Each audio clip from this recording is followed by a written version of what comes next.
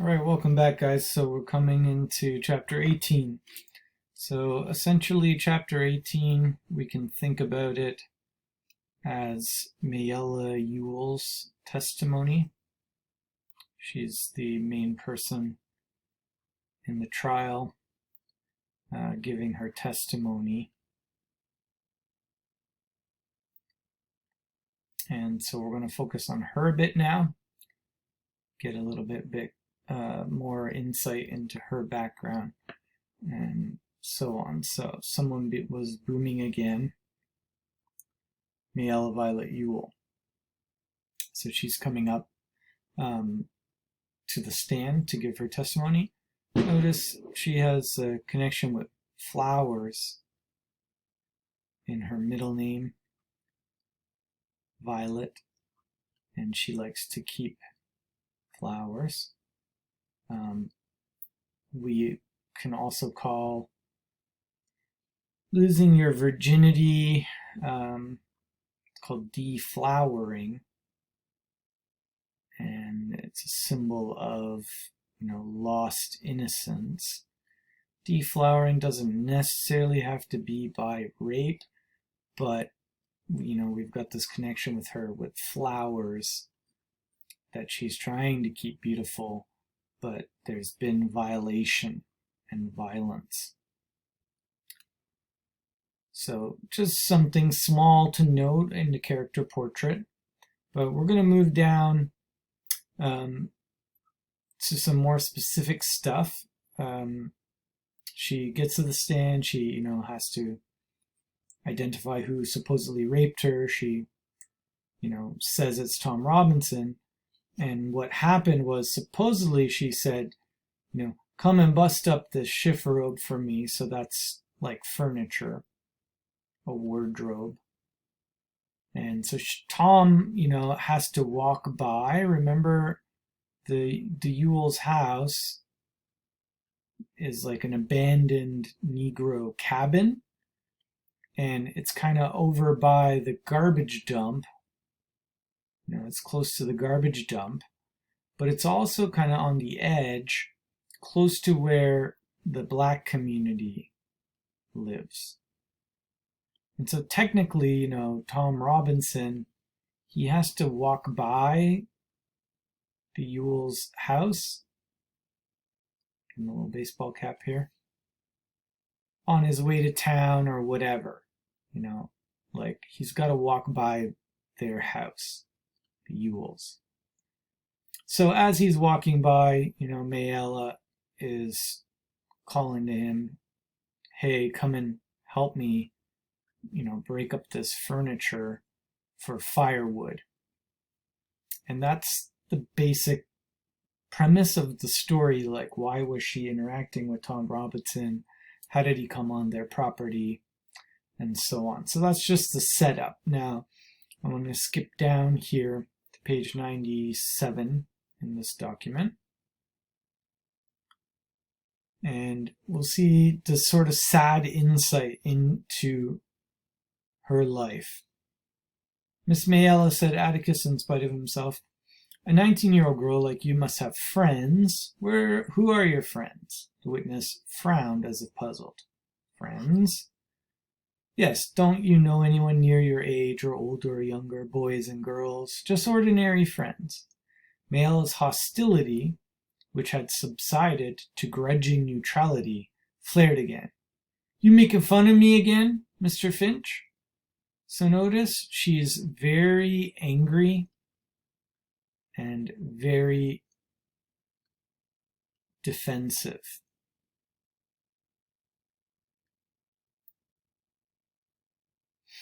Atticus let her question answer his. Do you love your father, Miss Mayella? Was his next. Love him? What you mean? I mean, is he good to you? Is he easy to get along with?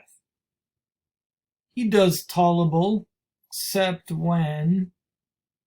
Okay, they're speaking in dialect here, okay, guys? So don't get confused.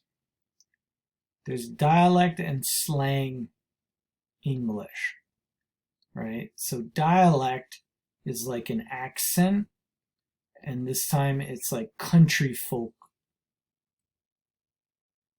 kind of English. Okay, so tolerable seems kind of strange to you, maybe. Tolerable. Tolerable. She's saying he's fine, he's okay, he's not that bad, except when, and then she doesn't complete the sentence. Except when Mayella looked at her father, who was sitting with his chair tipped against the railing. He sat up straight and waited for her to answer. Except when nothing, said Mayella. I said he does tolerable. Mr. Ewell leaned back again. So notice Mr. Ewell sits up straight, and when she gives the right answer, he relaxes. So this body language is giving physical threats. He's getting tense and like threatening her. You better say the right thing. Okay? So his body language implies a threat of violence to Mayella. And then Atticus gets more specific, except when he's drinking, asked Atticus so gently that Mayella nodded. Oh, so he caught her. He was very gentle. And she, her defenses went down. Does he ever go after you? How you mean? When he's riled, has he ever beaten you? Mayella looked around, down at the court reporter, up at the judge. Answer the question, Miss Mayella, said Judge Taylor. My pa's never touched a hair of my head in my life, she declared firmly. He never touched me. Atticus' glasses had slipped a little, and he pushed them up on his nose. We've had a good visit, Mayella, and now I guess we better get to the case. You say you asked Tom Robinson to come up to chop up what was it? A chifferobe, an old dresser full of drawers on one side. Was Tom Robinson well known to you? What do you mean? I mean, did you know who he was, where he lived? Mayella nodded. I knowed who he was. He passed the house every day. Was this the first time you asked him to come inside the fence? Mayella jumped slightly at the question. Atticus was making his slow pilgrimage to the windows as he had been doing. He would ask a question, then look out, waiting for an answer. He did not see her involuntary jump, but it seemed to me that he knew she had moved. He turned around and raised his eyebrows. He began again. Yes, it was. Didn't you ever ask him to come inside the fence before? She was prepared now. I did not. I certainly did not. One did not's enough, said Atticus serenely. You never asked him to do odd jobs for you before. I might conceded Mayella. There was several niggers around. Can you remember any other occasions? No. Okay. So, one thing to note, Tom Robinson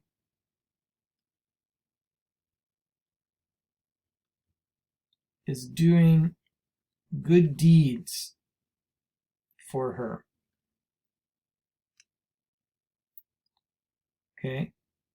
Acts of kindness. And that's very dangerous for him as a black man. He shouldn't be going anywhere near a white woman, and certainly not alone. And he's doing physical labor work for her, for free. So, your brain should be going back to symbolism. Who was the symbol of someone who is innocent and who only does good things for people, not bad things? So keep that in mind about Tom Robinson. All right. Atticus then presses in about, do you remember him beating about the face? Notice she hesitates. Her body language shows that she's lying. A lot of hesitation shows she's lying. And the whole beating about the face thing is very important because of Bob Ewell being left-handed.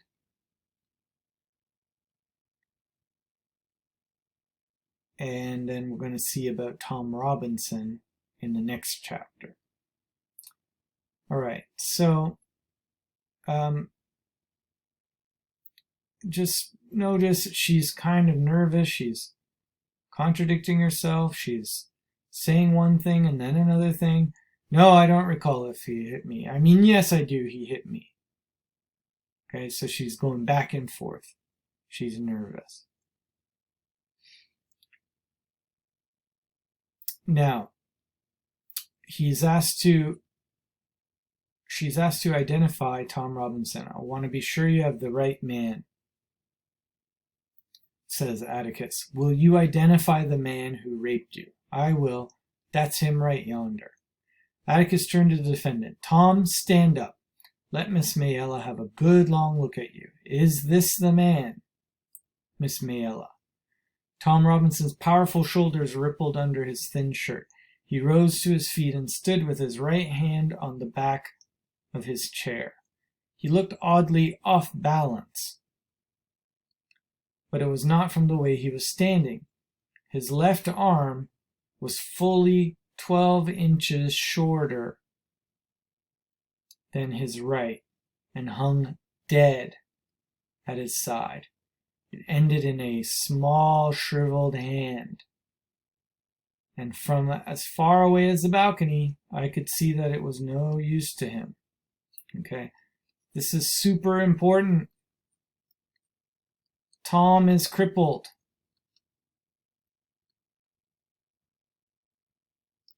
He's right-handed. His left hand is useless. Okay. Remember, the whole story began with brokenness and distortion,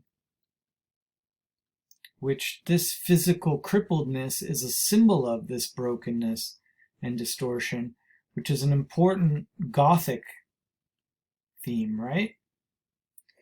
And Jem's arm was bent at a weird angle from an accident that happened at the end of the story, but now we're not at the end of the story yet.